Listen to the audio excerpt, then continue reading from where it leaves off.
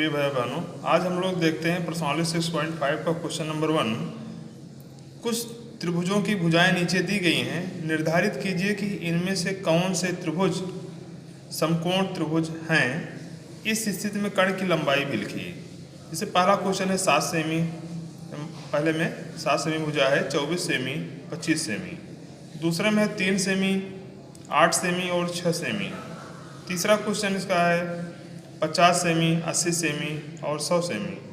फिर चौथे में है 13 सेमी, 12 सेमी और 5 सेमी। इस तरह से हम लोग चलो इसको सीखते हैं कैसे हल किया जाएगा। ठीक है, इसका हल हम लोग देखते हैं। आइए प्रिय भाई बहनों, आप सभी का स्वागत है।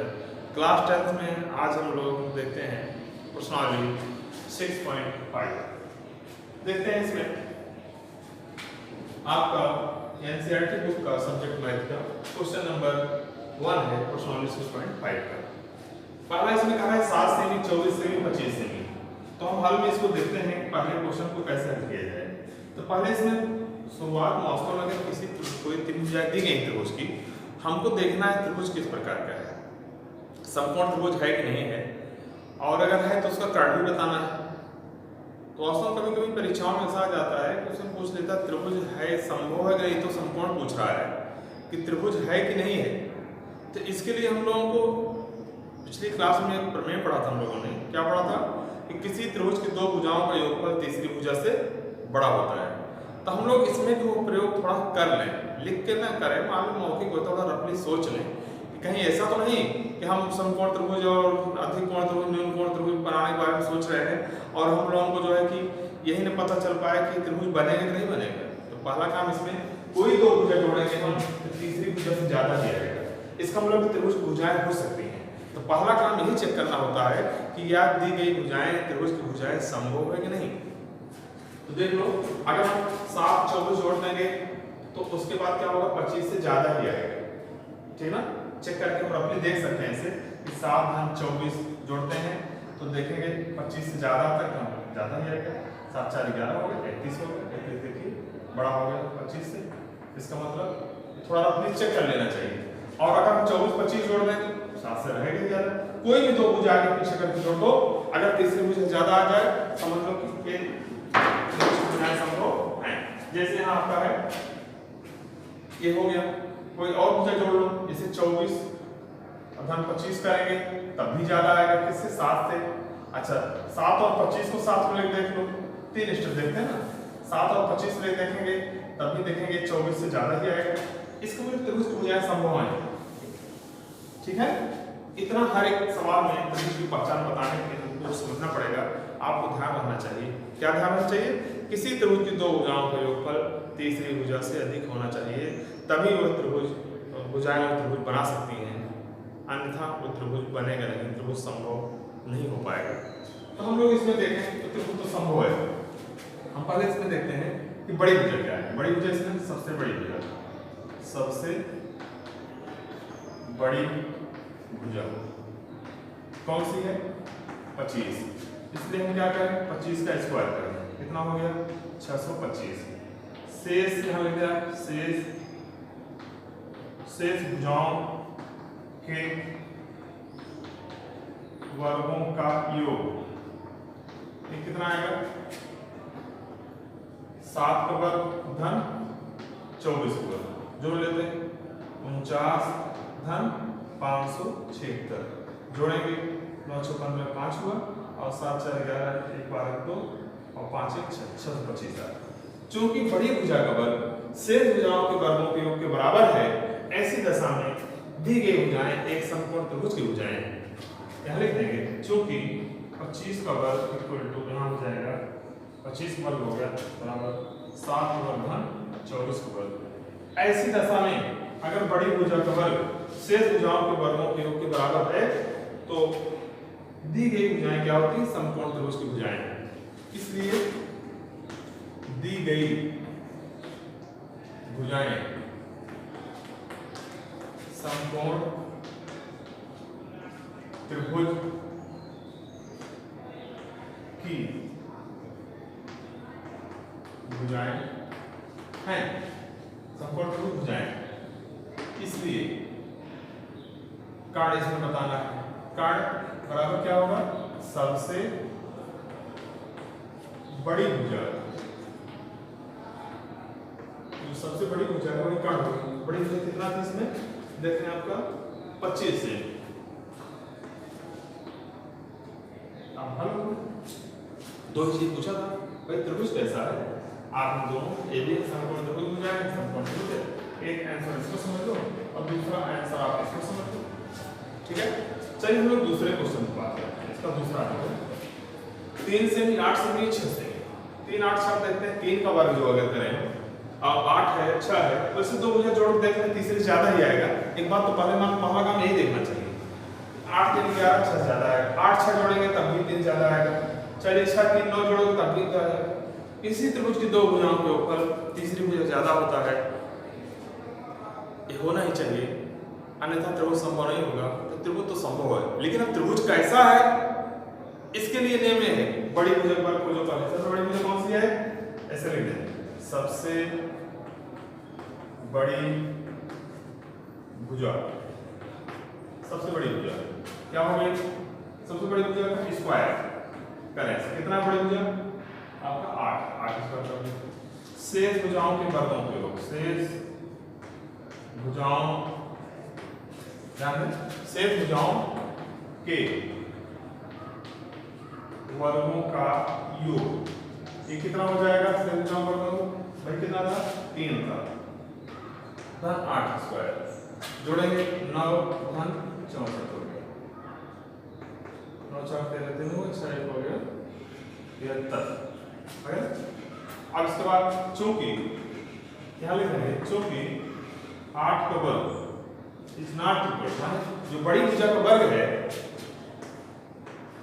शेष भुजाओं के वर्गों के बराबर नहीं है, इस दशा में दी गई भुजाएं एक समकोण त्रिभुज की भुजाएं नहीं है।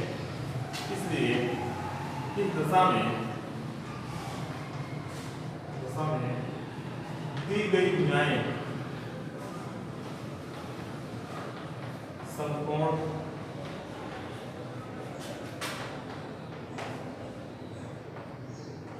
त्रिभुज की भुजाएं नहीं, समकोण त्रिभुज की भुजाएं नहीं है, ये भी क्लियर हो। जब समकोण भुजाएं नहीं है तो इसमें कर्ण नहीं है, ठीक है। अगर कर्ण समकोण त्रिभुज है तब हमको कर्ण की पहचान करके बताना है। चलिए ये तो हो गया आपका 2 क्वेश्चन कंप्लीट हो गया। अब हम लोग चलते हैं तीसरे पर बात करते हैं। तीसरा इसमें आ गया, तीसरा 50 सेमी 80 सेमी 100 सेमी, कोई भी दो भुजा जोड़ लो, पहले तो चेक कर लो क्या त्रिभुज संभव है या नहीं। तो 100 और 80 जोड़ेंगे 50 से ज्यादा ही आएगा, 50 और 80 जोड़ लेंगे तो 100 से भी ज्यादा बनेगा।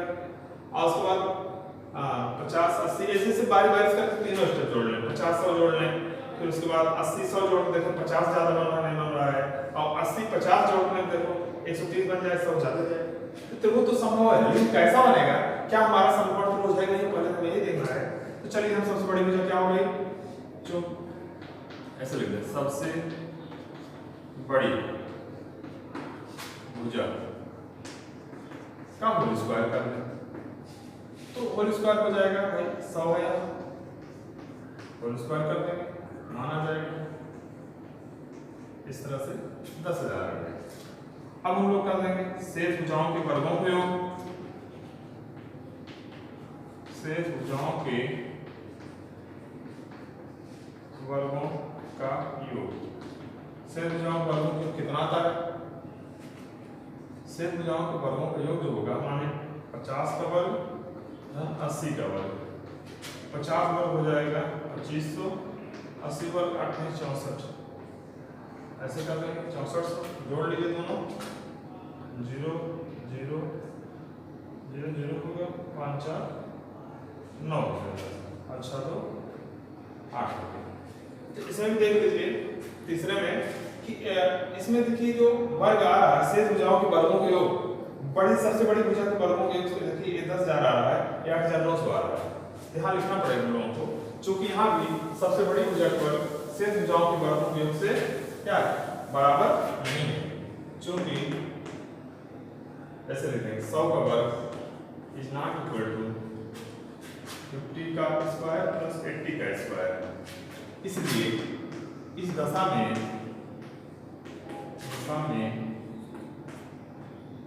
दी गई भुजाएं समकोण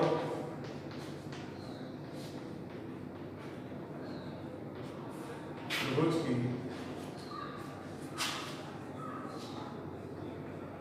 भुजाएं नहीं है। ठीक, ये हो गया आपका। ऐसे आपको चौथा देखना है, चौथा लिखना है। जब समकोण त्रिभुज भुजाएं नहीं है तो समकोण काट की कोई बात ही नहीं, ठीक है ना, कर्ण है ही नहीं। कर्ण उसी में रहेगा जिसमें समकोण त्रिभुज रहेगा। समकोण त्रिभुज अगर है तो समकोण के सामने वाले भुजा को हम कर्ण कहेंगे। तो ठीक, चलो इसको देखते हैं। चौथा नंबर, चौथा पहले देखते हैं। कोई दो भुजा जोड़ लो। 13 12 होता है 25, 5 से ज्यादा है। 12 5 17 होता है, 13 से ज्यादा है। अब इस तरह से 13 5 18 होता है, 12 से। कोई दो भुजा हो जोड़ो, 3 स्टेप करना पड़ेगा, बदल बदल के देखना पड़ेगा। नहीं कि एक जोड़ा हम देख लिए और पता लगाओ दूसरी भुजा ज्यादा है, दो भुजाओं में तीसरी ज्यादा लगेगा, कारण हां आतरो संभव। तीनों स्टेप बदल बदल के देखना पड़ेगा, अदला बदल करके, तब हमें पता लगेगा। चलिए हम यहाँ देखते हैं। यहाँ भी इसे करते हैं। चूंकि 13 का स्क्वायर कितना हो गया 169, तथा दूसरा वाला निकालना है। छोटी भुजा जो है 12 का वर्गमूल 5 पर 144 धन 25 आगे 169। देखिए बड़ी भुजा का वर्ग शेष भुजाओं का वर्गमूल जो कि बराबर है, यहाँ लिख लो। चूंकि 13 का स्क्वायर इक्वल टू 12 का स्क्वायर धन 5 का स्क्वायर, इसलिए इस दशा में दी गई भुजाएं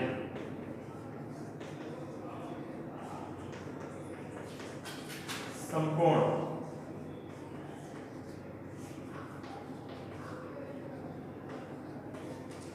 त्रिभुज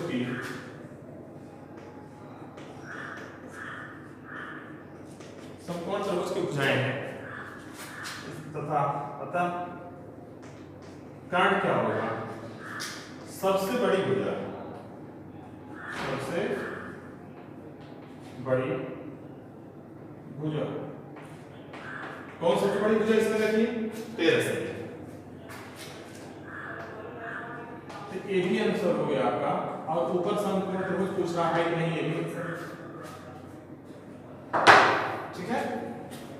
ये आपका पहला क्वेश्चन कंप्लीट हुआ। इस तरह से आप इसको देखें, समझें, कोई समझने में परेशानी हो तो कमेंट बॉक्स में डालें। हमारा पूरा प्रयास होगा आपको अच्छा से अच्छा समझाने का। ढेर सारे